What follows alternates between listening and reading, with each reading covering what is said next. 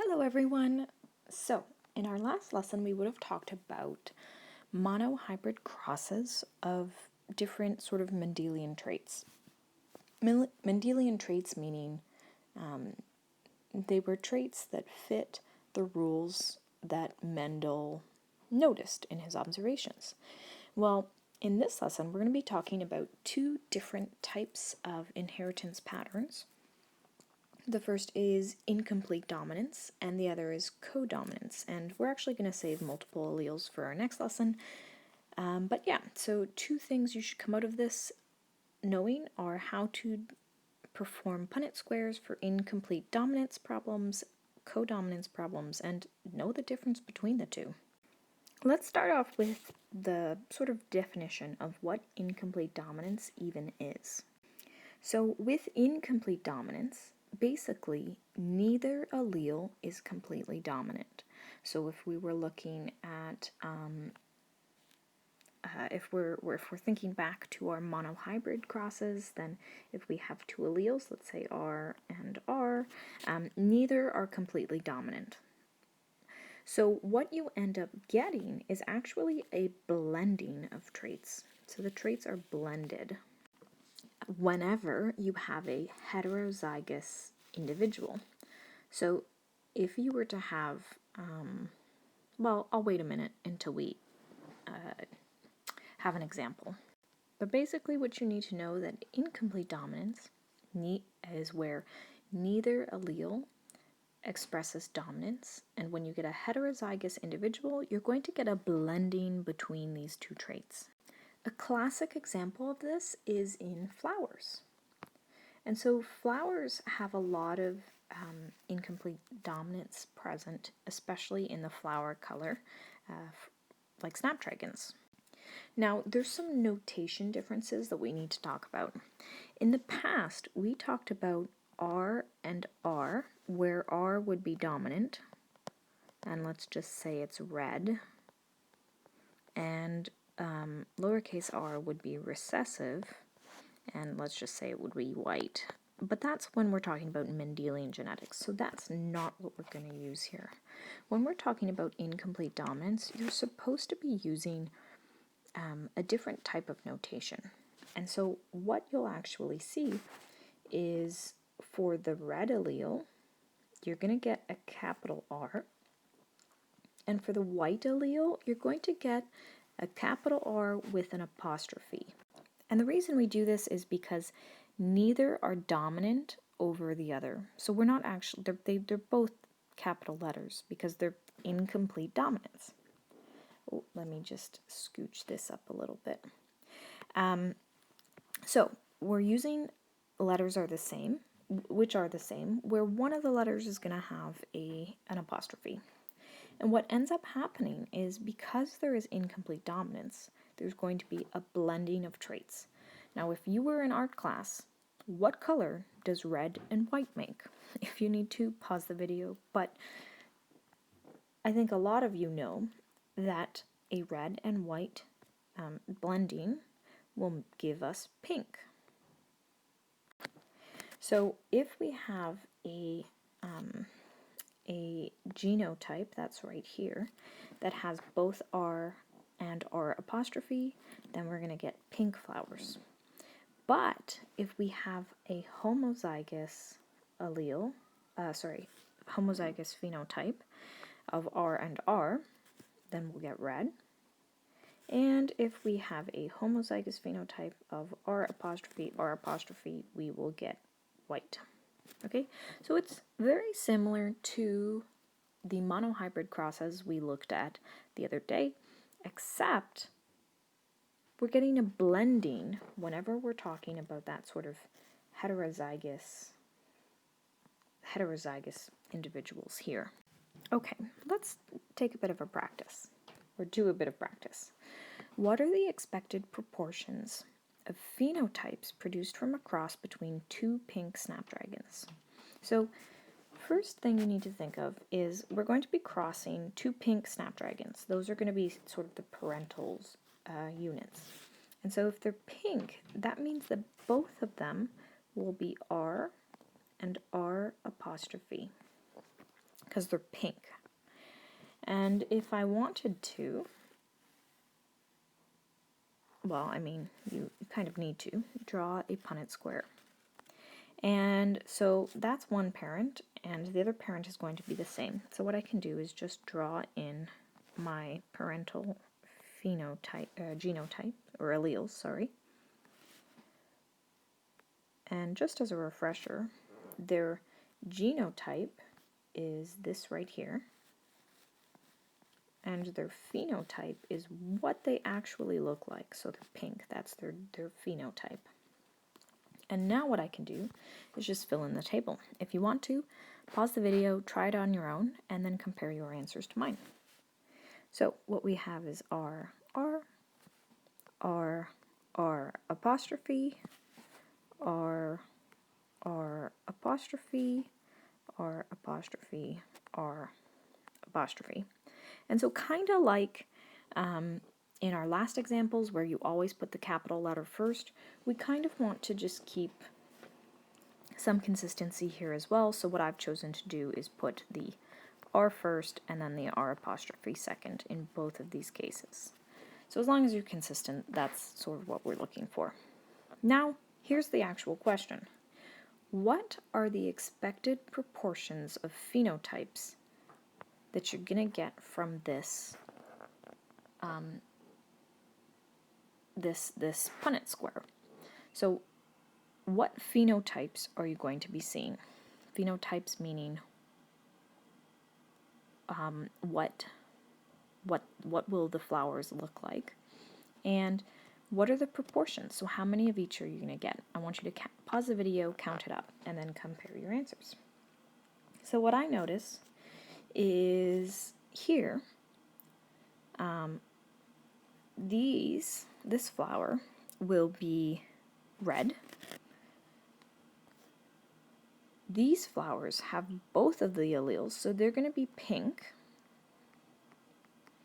And this one over here has both of the white alleles, so it's going to be white. So we have one red, two pink, and one white. And so the proportions is a 1 to 2 to 1 ratio. And we're going to see that over and over and over again when we're talking about incomplete and codominance. Okay, let's try another example. Let's say we have a white flower and we're going to cross it with a pink flower. I want you to find out the likelihood we will get a pink flower. So how likely will it be that I will get a pink flower? Take some time to set up your Punnett square and your final answer should gain a percentage. Pause the video and I'm going to keep going. So if I am told that the flower is white, then I know its genotype is going to be R, R, and R apostrophe, R apostrophe. And the pink flower is going to be R for red and R apostrophe for white, because it's a blending, so that's how I get that pink color. I'm going to set up my Punnett square, and I'm going to put one parent down here. It doesn't really matter which is which for our purposes. And I'm going to put another parent up here. And so now I can just fill in my table. So R and R, R apostrophe, R apostrophe, R apostrophe, R apostrophe. And it might be a good idea to pause the video and check your answers against mine. Pay particular attention to which ones have apostrophes. Now I need to actually read the Punnett square and determine what it means. So anything that has two apostrophes is going to be white. So I notice this has two apostrophes, this has two apostrophes, and this has two apostrophes. Nope, I made a mistake there. Only that one and this one has 2 apostrophes. These two, on the other hand, have 1 apostrophe, so that means they're going to be pink. So it's a 50% chance that it will be pink. Now, if we're talking about incomplete traits, or incomplete dominance, the reality is these traits are technically not actually blended, they just appear to be blended. The reason that they're not actually blended is because the alleles are still inherited independently of one another. So you're going to get one of the alleles from mom and one of the alleles from dad on the chromosomes. So they're still independent, but they do appear to sort of be blended. And I'll explain why they're not technically blended in a minute. One key indicator that it's incomplete dominance is you're going to see that 1 to 2 to 1 ratio of the phenotypes. So you're going to get 1 red, 2 pink, 1 white. And you'll see that ratio with other examples of incomplete dominance. So the alleles are still independent of each other, but we still see this blending. So what exactly is going on? Often what is happening is there's a loss of function mutation. So what that means is the sort of original code on the DNA would code for red pigment. So for example, those red flowers. So the original would have coded for red flowers. And over time there was a loss of function. And so that loss of function means it can't produce that red pigment anymore, and so we get white. And when we get both the white and the red allele, it means the flower is only producing half the amount of pigment because only one of the alleles is working, only that red allele is working. So we're getting less and less red, which results in it appearing to be pink. And this is one way in which incomplete dominance can occur. And I just think it's kind of neat. Okay, so here's codominance. Codominance occurs when both alleles are expressed. It means you see both things. It's very different from incomplete dominance because incomplete dominance is like blending. There's a blending of things occurring, whereas codominance is you see both. Both alleles are going to be dominant in a heterozygous individual. So they co-dominate, whereas in incomplete dominance, neither is dominant over the other. Here is a classic example of codominance. So feather color in chickens. Again, our notation changes a little bit because neither is dominant over one another, and so we just use the letters. So in this case, we're going to use the letter B for black, W for white.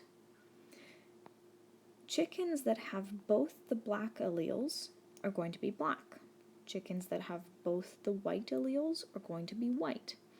Now, chickens that have both the black and the white allele will be black and white. And so you have this black and white chicken. You see both colors.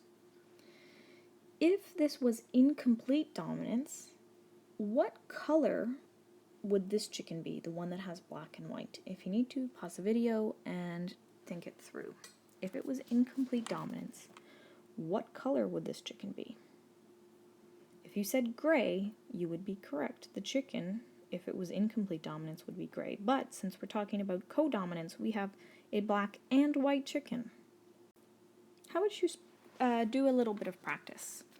So, what are the proportions of phenotypes possible from a cross between a black chicken and a black and white checker chicken? So we're crossing a black chicken, which means the genotype has got to be BB, and a black and white chicken, which means the chicken has to be BW.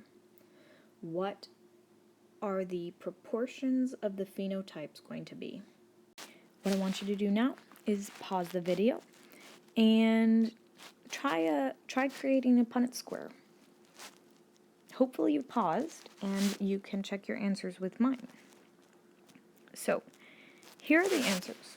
We took a black chicken, crossed it with a black and white chicken, and we ended up with our probabilities. So here we have an all black chicken, because it's BB.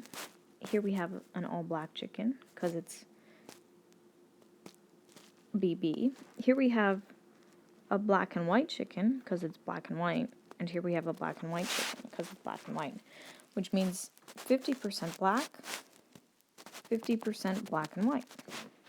Those are our potential phenotypes of any offspring.